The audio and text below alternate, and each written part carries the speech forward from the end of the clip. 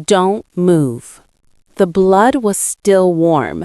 Zara Johnson froze in the doorway, her yellow delivery bag slipping from her shoulder.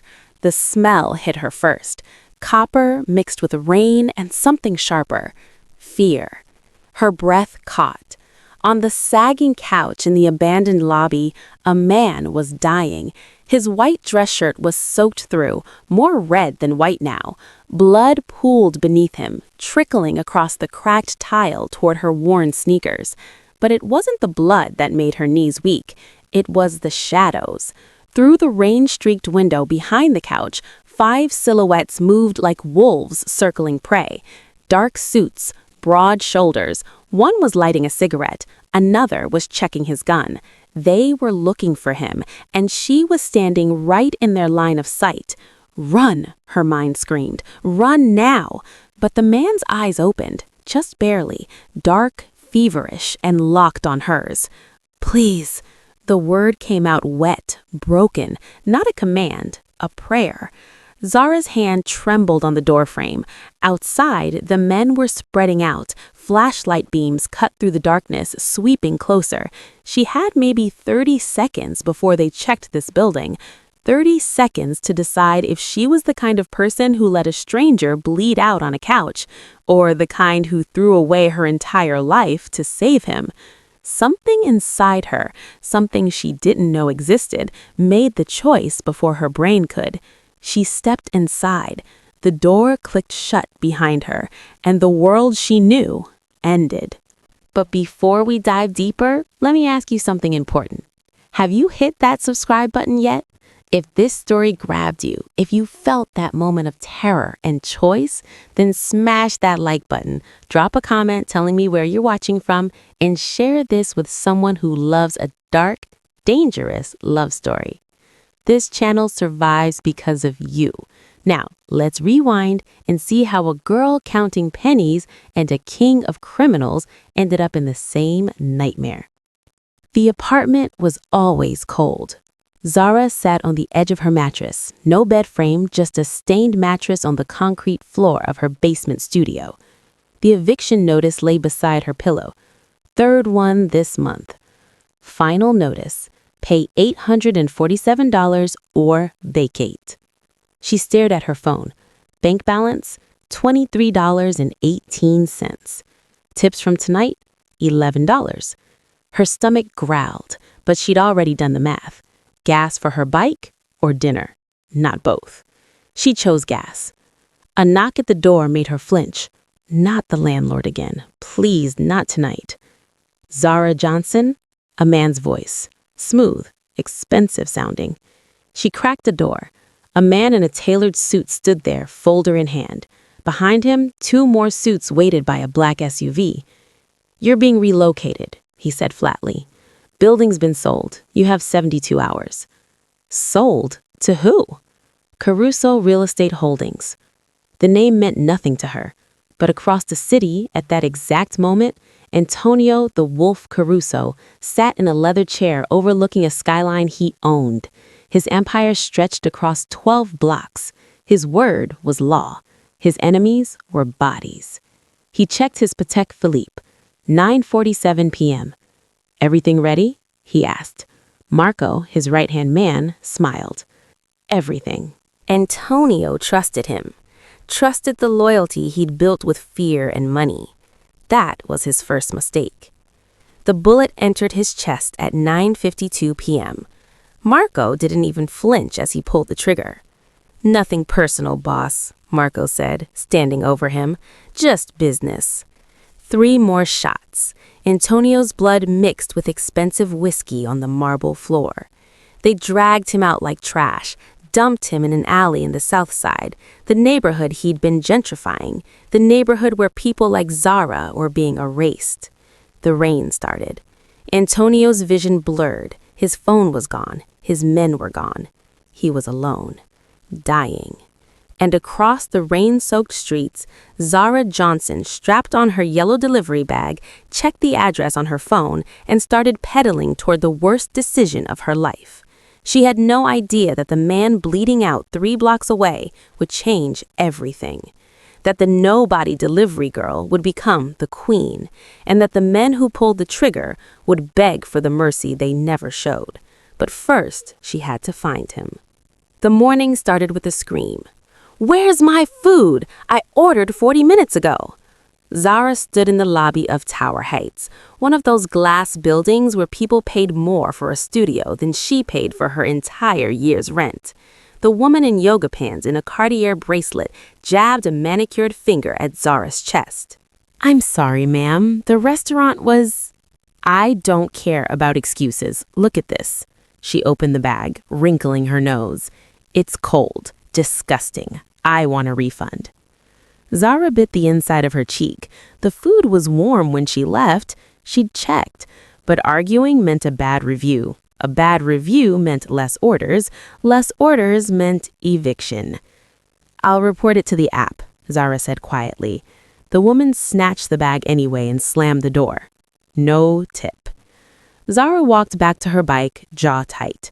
6 deliveries down, $14 in tips. Her phone buzzed. New order, Chen's Bistro. Pick up in 10 men. She pedaled. The city didn't see her. She was scenery, background noise, and other people's stories. She weaved through traffic, invisible to the Mercedes and Teslas that cut her off without looking. At red lights, she caught her reflection in storefront windows. Plain green polo, yellow delivery bag, hair pulled back in a simple puff, dark circles under her eyes. When did she start looking so tired? By noon, her legs burned. By 3, her back ached. By 6, she'd made $43 and been called lazy twice, stupid once, and had one man answer the door in his boxers asking if she did anything else for extra cash. She didn't respond, just set the food down and left. The sun was setting when she finally headed home. Her basement apartment was in a building that smelled like mildew and regret. She parked her bike in the narrow hallway and fished out her keys. The landlord was waiting. "Zara." Mr. Briggs leaned against her door, arms folded. Mid-50s, thin mustache, eyes that lingered too long. "We need to talk about rent." "I'll have it by Friday," she lied. "You said that last week." He stepped closer. She stepped back. "You know, we could work something out. You're a pretty girl. I'm a reasonable man." Her skin crawled. "I'll have the money," she repeated, voice harder now. He smiled, not kindly. "Clock's ticking, sweetheart." He left. Zara locked the door behind her and slid down to the floor, head in her hands. The walls were thin. She could hear the couple upstairs arguing, the baby next door crying, the city humming outside like a machine that never stopped. She was 24 and exhausted. 24 and alone. 24 and invisible. Her phone buzzed. New order, Mario's Pizza. Pick up now, deliver to 1847 Ashland Ave.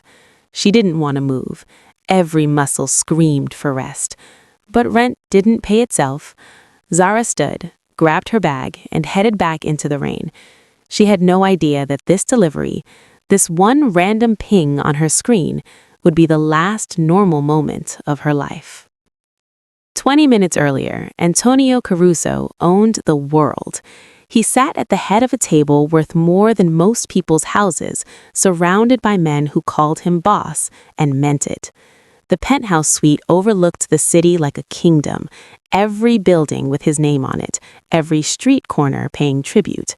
"The South Side properties close tomorrow," Marco said, sliding a folder across the table. 12 buildings, 48 units, all empty by week's end. Antonio nodded. Business as usual. People moved, money flowed, the machine kept running. He trusted Marco, had raised him from a street kid to his right hand, taught him everything. Marco had stood beside him for 8 years, never flinched, never questioned. That was Antonio's fatal flaw. He believed loyalty could be bought, that fear was love, that power made him untouchable. "One more thing," Marco said, standing, "about the offshore accounts." Antonio looked up. Marco pulled the gun so smoothly it seemed rehearsed. The first bullet hit Antonio in the chest before his brain could process betrayal. The impact threw him back. His chair tipped. The world tilted. 3 more shots.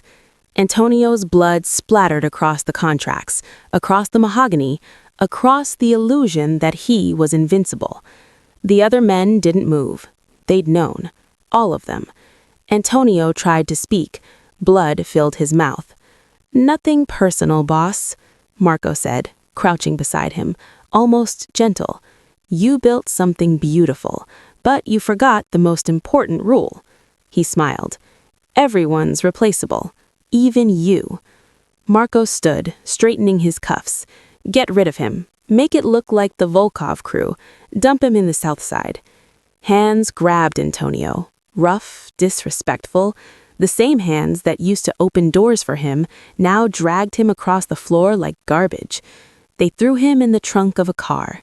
He faded in and out. Pain was everywhere and nowhere. His chest was on fire. His lungs wouldn't fill. Every breath was a war he was losing. The car stopped. The trunk opened.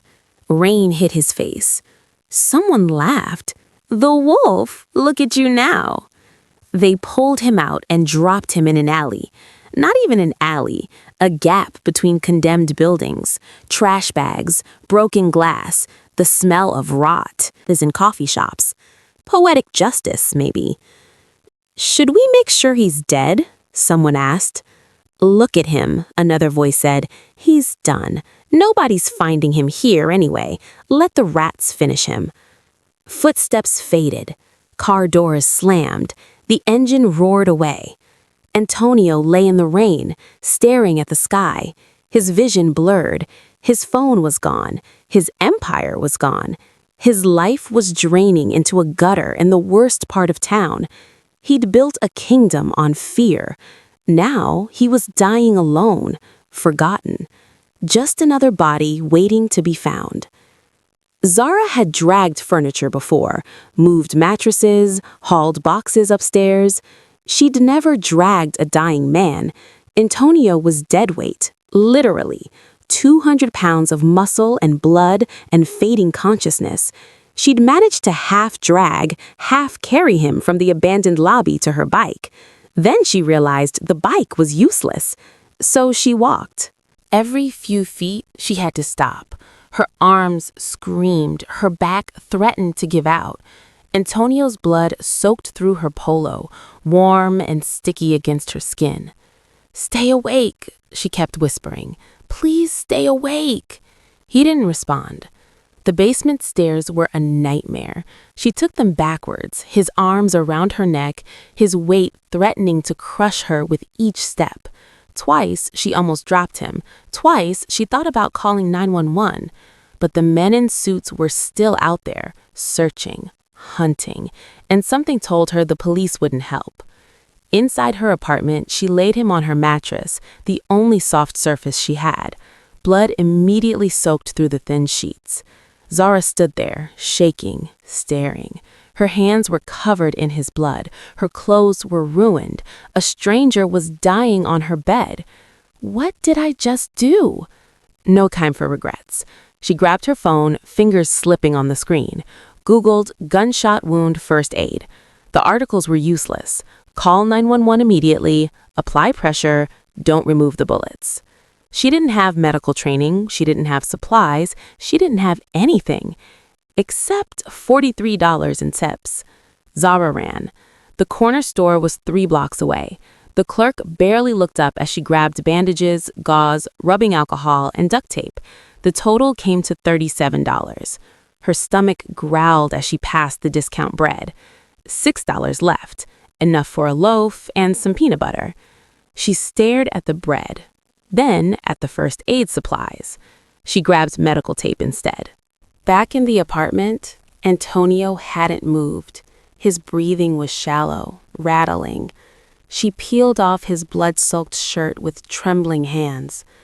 3 bullet wounds. Maybe 4. She couldn't tell where one ended and another began. She poured alcohol over the worst one.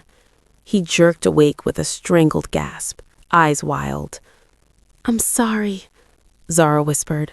"I'm sorry, I'm sorry." She packed the wounds with gauze, wrapped him in bandages, and prayed it was enough. Her hands were steady now, focused. She'd found some reserve of strength she didn't know existed. By midnight, the bleeding had slowed. By 2 a.m., his breathing had steadied. By 4, Zara sat on the floor beside the mattress, back against the wall, watching him, making sure his chest kept rising and falling. Her stomach cramped with hunger. The eviction notice stared at her from across the room. A stranger's blood stained her only sheets, and outside, somewhere in the rain-soaked city, men with guns were still looking. Zara pulled her knees to her chest and waited for dawn. Or death, whichever came first. The knock came at dawn.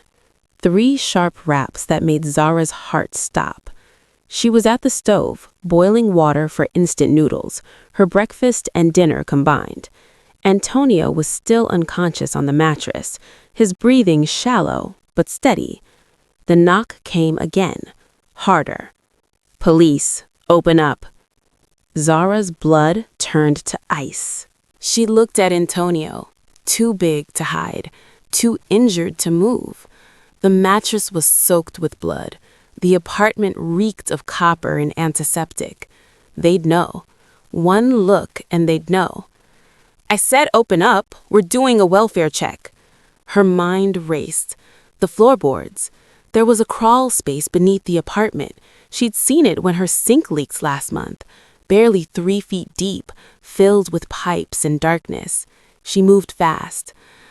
"Just a second," she called out, voice shaking. "I'm getting dressed." She grabbed Antonio under the arms and pulled. He groaned, eyes fluttering. "I know it hurts," she whispered urgently, "but you have to be quiet. You have to." She pried up the loose floorboard near the kitchenette. The space beneath was smaller than she remembered, darker. Antonio would barely fit. She lowered him in, his face twisted in silent agony. His shoulder caught on a pipe. Fresh blood bloomed through the bandages. The knocking turned to pounding. "Last warning, we're coming in." Zara shoved the floorboard back into place and threw a thin rug over it. She grabbed the bloodied sheets, stuffed them in the closet, and yanked on a clean hoodie over her stained clothes. She opened the door. 2 men stood there. Suits, not uniforms. One had a scar through his eyebrow. The other wore sunglasses indoors. Not police. "Can I help you?" Zara kept her voice steady. Scar eyebrow flashed a badge too quickly to read. "Detective Morris, this is Detective Chen. We're looking for someone. Injured man. Might have come through here last night." "I didn't see anyone. Mind if we look around?" He was already stepping inside. "Do you have a warrant?" He smiled, cold. "Do we need one?" They walked in anyway. Zara's pulse hammered. She stood by the door, trying not to look at the rug, trying not to breathe. Scar eyebrows scanned the apartment. 1 room, impossible to hide anything. His eyes landed on the stove, the single pot of boiling water. "You alone?" "Yes." "Boyfriend? Roommate?" "Can't afford either." Sunglasses Chen walked to the closet, opened it. Zara's heart stopped, but he just glanced at her delivery uniform and closed it again. Then she saw it. A dark stain spreading across the rug, seeping through the floorboard cracks. Blood. Scar eyebrow saw it too. His hand moved toward his waist. "What's that?" he asked, pointing. Zara's mind went blank. Then, "My period. I had an accident last night. It's humiliating enough without strangers commenting." The lie hung in the air. Scar eyebrow stared at her, long enough that she thought she was dead. Then he wrinkled his nose. "Clean your place. It's disgusting." They left. Zara closed the door, locked it, and collapsed against the wall. Beneath the floor, Antonio hadn't made a sound. Antonio woke with a gun to her head. Except he didn't have a gun, just his hand, shaped like one, pressed against Zara's temple as she leaned over to check his bandages. His eyes were wild, feverish, the eyes of a wounded animal. "Who are you?" His voice was gravel and broken glass. Zara froze. "The person keeping you alive." "Who sent you? Volkov? The Italians?" "I don't know what you're talking about." His hand, still shaped like a gun, still trembling, pressed harder. "Everybody wants something. What do you want?" "For you not to die on my mattress." Something in her voice made him hesitate. He looked around the apartment for the first time, really looked. The cracked walls, the single bare bulb, the mini fridge held shut with duct tape, the window covered with a bedsheet because she couldn't afford curtains. This wasn't a safe house. This was poverty. His hand dropped. "Why?" The question came out broken, confused. "Why did you save me?" Zara sat back on her heels, exhausted. "I don't know. You were dying. I couldn't just leave you." "Yes, you could have. Smart people would have." "Then I guess I'm stupid." Antonio stared at her, actually looked at her, not through her like everyone else did, at her, the delivery girl with tired eyes and bloody hands who dragged a stranger out of death. "Do you know who I am?" he asked quietly. "No." Antonio Caruso. The name still meant nothing to her. He almost laughed. Almost. "I own half this city. The buildings you deliver to, the restaurants you pick up from, the apartments people are being pushed out of." He paused. "Including yours, probably." Zara's expression didn't change. "Then you're the reason I can't pay rent." "Yes." Silence stretched between them, heavy, honest. "Your men came yesterday," Zara said finally, "pretending to be police. I hid you under the floor. Your blood came through the wood. I told them it was my period." Antonio's jaw tightened. "Marco's men." "Who's Marco?" "My right hand. The man who put 3 bullets in me and dumped me in the trash." He tried to sit up, gasped, fell back. "He's taking over, cleaning up loose ends. Anyone who helps me dies." "Then why are you telling me this?" "Because you should know what you've gotten yourself into." He met her eyes. "You saved the wrong man. I'm not worth it." Zara stood, walked to the sink, and ran water over her blood-stained hands. She watched the pink swirl down the drain. "Maybe," she said quietly, "but I'm not the kind of person who lets someone bleed out because it's inconvenient."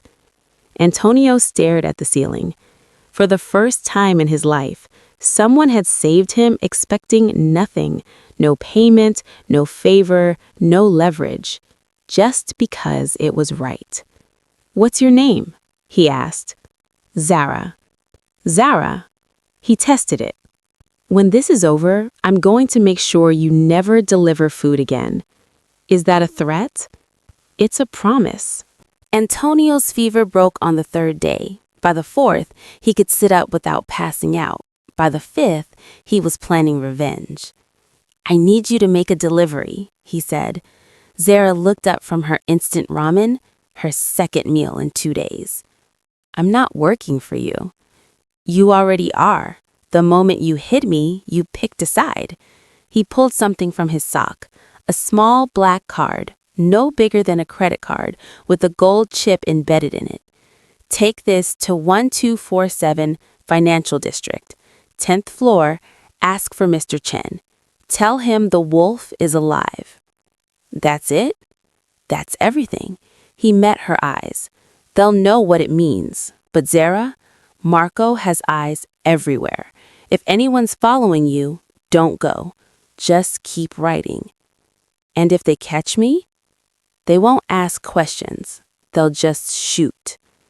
Zara stared at the card, at the man who'd brought a war into her basement. She should say no, should kick him out, should choose survival over stupidity. She took the card. "I want triple rent when this is over," she said. Done. The financial district was across town, 30 minutes on a good day. Zara slipped the card into her delivery bag and headed out. She made it 4 blocks before she noticed the black sedan. It stayed 2 cars back. Every turn she made, it made.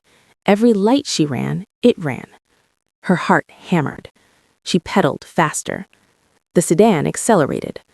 Zara cut through an alley, tires skidding on wet pavement. The sedan couldn't follow, too narrow, but she heard car doors slam, footsteps running. They were on foot now. She burst onto Main Street, weaving through traffic. A taxi honked. A bus nearly clipped her. She didn't slow down. In her mirror, 2 men sprinted after her, young, fast, armed. Zara took a hard right into Chinatown. The streets narrowed. Market stalls crowded the sidewalks. She squeezed between a fruit vendor and a fish cart, vendors shouting as she passed. The men couldn't navigate the crowd as fast. She was gaining distance. Another turn, another alley. Her lungs burned. Her legs screamed. The financial district appeared ahead, glass towers reaching toward the sky. Safety, maybe. She skidded to a stop in front of 1247, locked her bike, and ran inside. The lobby was marble and money. A security guard looked at her yellow delivery bag with suspicion. 10th floor, she gasped. Mr. Chen. Do you have an appointment? Tell him the wolf is alive. The guard's expression changed. He picked up the phone. 30 seconds later, Zara was in an elevator. By the time she reached the 10th floor, her hands had stopped shaking. Mr. Chen was waiting. Elderly, expensive suit, kind eyes that turned sharp when she handed him the card. He scanned it with the device from his desk. His face went pale. How much does he need? Mr. Chen asked quietly. Everything. Mr. Chen nodded once. It's done. Tell Antonio the accounts are unlocked. 24 hours and he'll have access to everything. Zara rode home a different route. No one followed, but when she walked into her apartment, Antonio was standing, barely, holding her kitchen knife. Did anyone see you? He demanded. It's done. He lowered the knife, exhaled. Good. Now the real war begins. They came at midnight. No knock this time, just the door exploding inward, wood splintering, lock flying across the room. Zara jolted awake on the floor where she'd been sleeping. Antonio had taken the mattress back. 4 men poured in like smoke, guns drawn, faces she'd seen before. Scar Eyebrow from the fake police visit, and 3 others. Antonio tried to stand, managed 2 steps before one of them hit him across the face with a pistol. He went down hard, fresh blood mixing with old. No! Zara lunged forward. A hand grabbed her hair, yanked her back. Pain exploded across her scalp. Well, well, Marco stepped through the doorway, expensive suit, calm smile. He looked around the apartment with disgust. This is where the great Antonio Caruso has been hiding? A rat hole in the south side? He crouched in front of Antonio, who was on his knees, breathing hard. I have to admit, I'm impressed you survived. 3 bullets, dumped in the rain, no phone, no help? Marco tilted his head. But this, being nursed back to health by a delivery girl, that's just pathetic. Antonio said nothing, just stared with eyes that promised death. Marco stood, turned his attention to Zara. She was being held by 2 men now, arms pinned behind her back. What's your name, sweetheart? Zara, she whispered. Zara, pretty name. He walked closer. Do you know what you've done? Hiding a wanted man, aiding a fugitive? You're an accomplice now. That's 20 years, maybe life. She didn't know who I was, Antonio said, voice rough. Let her go. Let her go, laughed Marco. Antonio, she's the only reason you're alive. She's the one who unlocked your accounts. Mr. Chen's banking records are very thorough. He grabbed Zara's chin, forced her to look at him. You cost me a lot of money today, sweetheart. She's nobody, Antonio said again, desperate now. She means nothing. Just let her walk away. Nobody. Marco released Zara's chin and turned back to Antonio. The wolf, the man who built an empire on fear and blood, was saved by nobody? That's even more humiliating than I thought. He nodded to his men. Bring them both. The warehouse on Fifth. I want this done properly. They dragged Antonio to his feet. He stumbled, still weak. One of the men hit him again, just for fun. Zara fought as they pulled her toward the door, but it was useless. 4 men, guns. She was just a delivery girl who'd made the worst choice of her life. In the doorway, Marco paused, looking back at her ruined apartment. You know what's funny? He said. This building, it's mine now. Was going to demolish it next month anyway. He smiled. Guess you're being evicted early. They threw them both into a van. The door slammed shut, and the darkness swallowed everything. The warehouse smelled like rust and death. They tied Zara to a chair in the center of the concrete floor. Antonio was on his knees beside her, hands bound, blood dripping from his mouth. Marco circled them like a predator playing with food. I've been thinking about how to do this, Marco said. Quick would be merciful, but you taught me that mercy is weakness. Remember, Antonio? You said that. He pulled his gun, aimed it at Zara's head. So I'm going to make you watch her die first, then you, slow. Antonio's jaw clenched. Marco, please. Begging? The wolf is actually begging? Marco laughed. For a nobody delivery girl? She's nobody, Antonio repeated, voice breaking. Just kill me. Let her go. That's the problem, boss. She stopped being nobody the moment she saved you. Marco's finger moved to the trigger. The warehouse lights went out. All of them, simultaneously. Darkness swallowed everything. Then the gunfire started, not from Marco's men, at them. Muzzle flashes lit the warehouse like lightning. Marco's men screamed, scrambled, returned fire at shadows. The lights slammed back on. 20 men surrounded them, military precision, black tactical gear, faces she didn't recognize but Antonio did. His ghost guard, the soldiers he'd kept secret even from Marco. And standing at the front, flanked by 2 armed men, was Mr. Chen. I believe you have something that belongs to Mr. Caruso, the old banker said calmly. Marco spun, gun raised, but 5 laser sights painted his chest. Lower the weapon, Mr. Chen continued, or we'll paint these walls with you. Marco's hand trembled.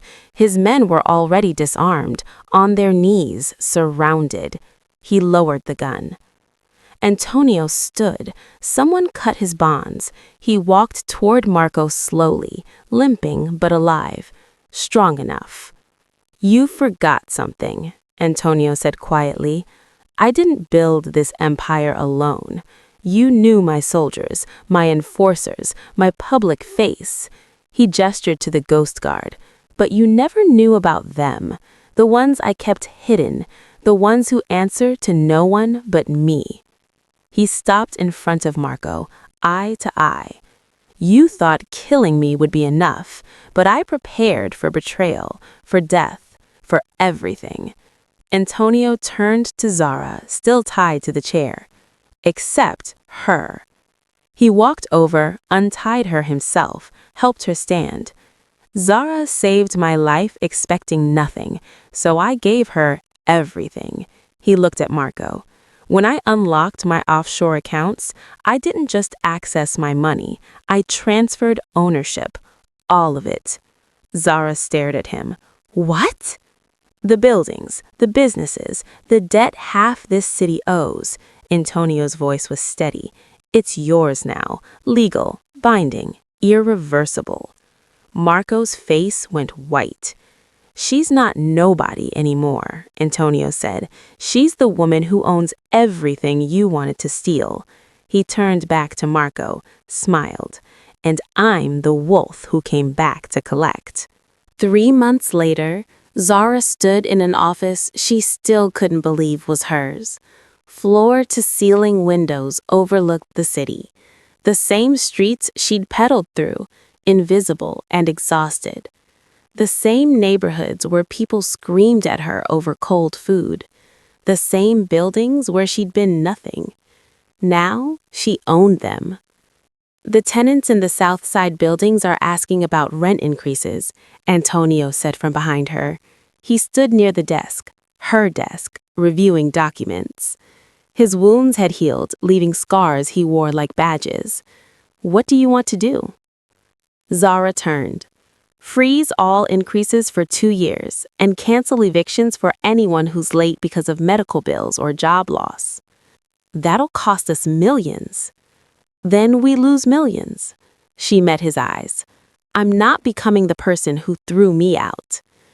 Antonio smiled, the real kind.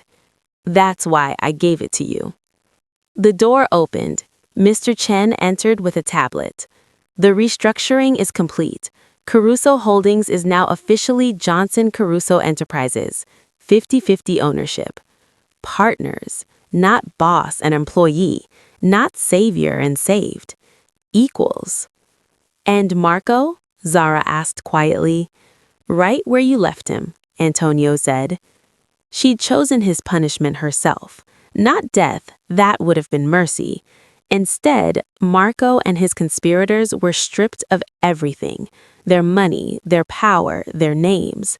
They were delivered to the South Side with nothing but the clothes on their backs. The same place they dumped Antonio. Poetic justice. There is one more thing, Mr. Chen said. He handed Zara a set of keys. The deed to your old building. You wanted it preserved. Zara took the keys. She'd bought the entire building, kept the tenants, fixed the heat, replaced the locks. Her old landlord was unemployed now, blacklisted from property management. She'd made sure of it. Will you ever go back? Antonio asked when Mr. Chen left. To deliver food? Zara walked back to the window. The sunset painted the city gold. No, but I'm not forgetting where I came from either. Antonio joined her at the window. They stood side by side, watching the world below. People rushing home, delivery workers on bikes, the invisible ones nobody saw. I was dying in an alley, Antonio said quietly. Betrayed, abandoned, alone. And a girl who had nothing gave me everything. I gave you bandages and ramen. You gave me humanity, reminded me what loyalty actually means. He looked at her. I built an empire on fear. You're building one on compassion. Yours will last longer. Zara's phone buzzed. A message from the tenant association, thanking her for the rent freeze, for giving them hope. She smiled. 6 months ago, she was invisible, a nobody, background noise in someone else's story. Now, she was the author. Ready? Antonio asked. They had a meeting with city housing officials, more buildings to acquire, more people to protect. Zara grabbed her coat. Designer now, but she still kept her old yellow delivery bag in the closet. A reminder. Ready. They walked out together. The invisible girl had become the queen, and the wolf had learned that true power wasn't about fear. It was about the person brave enough to save you when the whole world wanted you dead.